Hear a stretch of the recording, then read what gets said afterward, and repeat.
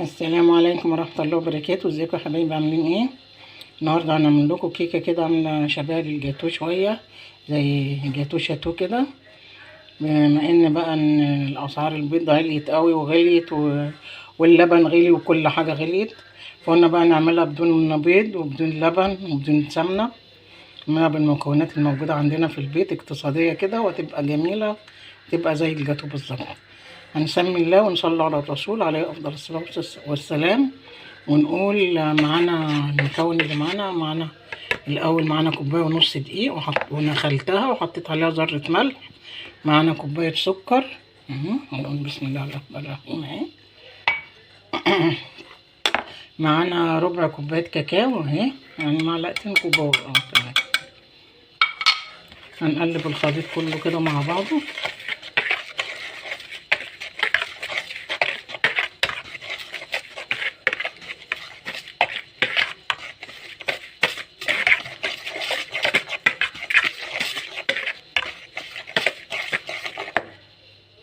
معانا ايه تاني؟ اللهم صل على النبي.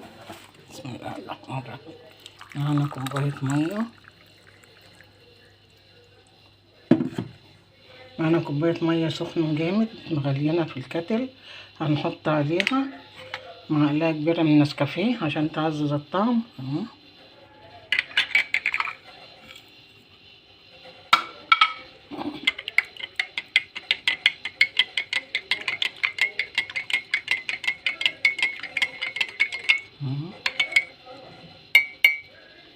معانا معلقة كربوناتو مش بيكنج باودر، عشان ما فيهاش بيض ولا فيها حاجة.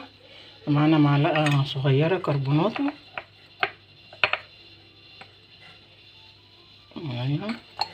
بعد كده معانا معلقة خل، عشان الخل بيتفاعل مع الكربوناتو.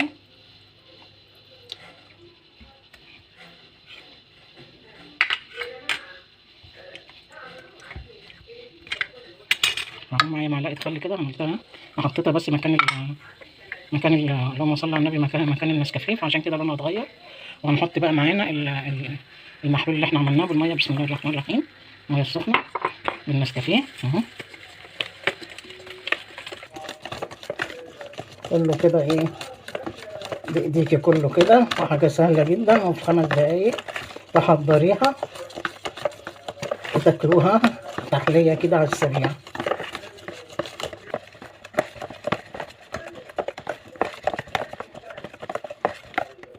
السمك بتاعها اهو.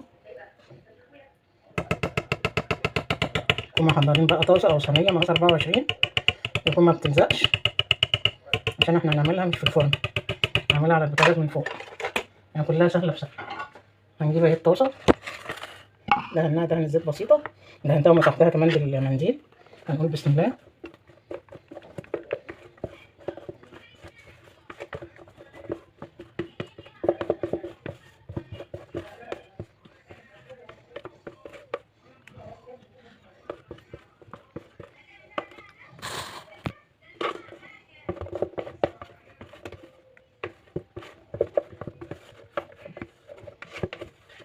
معلش لو كانت الحته اللي هي بقى المفروض دي بقى مش باينه قوي، بس الاضاءه عندي وحشه.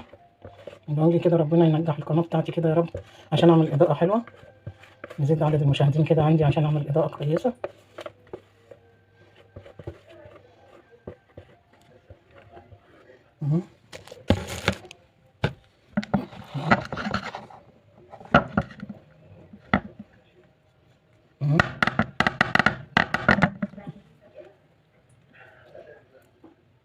هاخدها بقى احطها على البوتاجاز واغطيها بغطا محكم، ما يكونش فيه اي هواء يدخله، يكون غطا كويس كده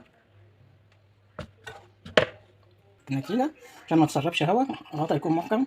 ممكن لو غطا منفس شويه تلفيه بفوطه من جوه كده، وتقومي مغطيه بقى وتقومي حاطه بقيه الفوطه من فوق كده، تداري تكتم الهواء اللي يدخل لها. بعد انا موطيه عليها خالص، كأنك بتعملي رز، بتوطي خالص وبنعمله شمعة، وبعد نص ساعه نبص عليها، يعني لو ممكن بعد التلت ساعه و25 دقيقه نبص عليها ونختبرها كده بالخلطه. ماشي، خليكم معايا الاخر الفيديو. بصي يا حبايبي، هنا بعد ما خرج ده، معلش هي الاضاءه اللي مش حلوه بس هي لسه خارجه، هنسيبها تهدى شويه ونخرمها كده. يعني بعد نص ساعة كده عم خلصت. دي كده نوريكم هنعمل فيها ايه. نسيبها تهدى شوية بس كده عشان ما تعجنش.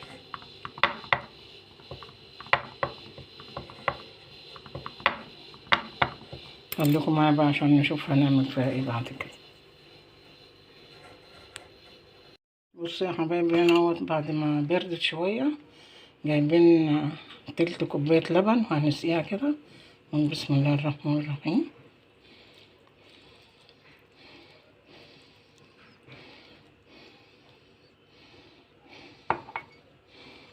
هنسيبها بقى تتشرب شوية. وبعد كده هنجيب الصوص نحط عليها صوص شوكولاتة. انا كان عندي. هسيبها على ما تتشرب.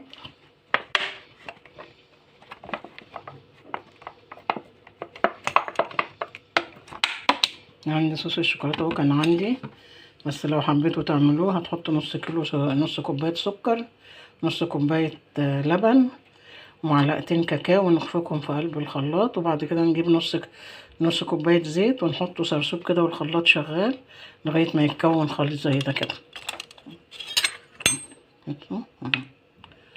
دلوقتي انا هحطه فوق الوش.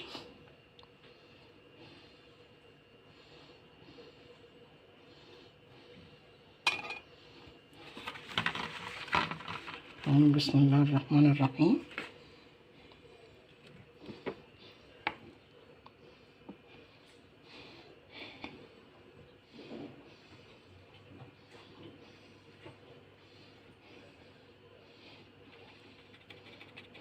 هننزله بقى كله واوريهولكوا بعد ما ننزله. هنا بعد ما حطيت لها صوص الشوكولاته جملتها كده بفرماسيل اللي كان عندي، او لو عندك شويه سوداني مطحونين كده تحطوهم عليها اي حاجه. مش عايزه هي كده كده الصوص مزوقه من غير حاجه، مجمله من غير حاجه. فكره عايزه اعترف لكم على حاجه، هي اتلسعت مني نسيتها على البوتاجاز فحروفها نشفت مني اهي. مش عارفه اذا كنت اعرف اشيل لكم حته قطعه منها ولا لا. بس هي طريه جدا، طريه قوي، عامله زي الجاتوه بالظبط. فاعملوا الطريقه دي بس ما تنسوهاش زي على البوتاجاز، يعني تلت ساعه واكشفوا عليها واختبروها بالخله. انا كان معايا تليفون فسهيت واتكلمت في التليفون والله ونسيت خالص ان هي على البوتاجاز. شميت ريحتها جريت، هي اتلسعت مني. بتاع الحروف باينه اهي ومن تحت مسكت شويه. فاعذروني معلش لو ما عرفتش اقطع لكم حته منها سليمه، بس هي والله العظيم تحفه وطريه جدا عامله زي الجاتو بالظبط. ودلوقتي احطها في التلاجة شويه، لو جمدت وعرفت اشيل حته اوريها لكم. ما تنسونيش في لايك وشير وتفعلوا الجرس عشان يوصل لكم كل جديد. بحبكم في الله وجزاكم الله كل خير، والسلام عليكم ورحمه الله وبركاته. عشان اوريها لكم برضو بعد ما تخرج من التلاجة، ولو اتقطعت حته مهريه مش مهريه هوريها لكم برضو. انما ممكن اقول لكم اهي حلوه وبعد كده اقول لكم جربوها وخلاص ومش هقطع منها، بس لازم ابقى ايه صادقه معاكم، واي حاجه تحصل اقولها لكم. هنا كلنا ايه كلنا في باب واحد، يعني كلنا عيله واحده، ما فيش حاجه تستخبى. اي حاجه تبوظ نقولها، هنخبيها ليه؟ عشان لو فيها حاجه فيها غلطه نقولها عشان ما نكررهاش. بس هي كده يعني تلت ساعه وعلى نار واطيه جدا، واللي ما تخلوش فيها ويدخل لها خالص تبقى مكتومه. وتلت ساعة بالظبط واكشفوا عليها واختبروها بالخل، وان شاء الله هي حلوة. بس هي اتلسعت مني، اعذروني بقى معلش. اشوفكم على خير يا حبيبي. بعد ما قطعتها انا قلت لكم ان هي لزقت مني اهي، بص باينه اهي.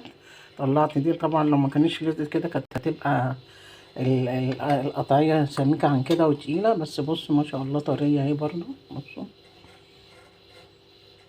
كأنها جاتوه بالظبط،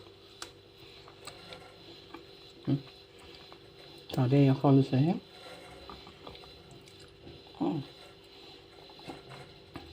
بصوا طرية خالص كأنها جاتوه بالظبط، طعمها أحلى من الجاتوه كمان اهي.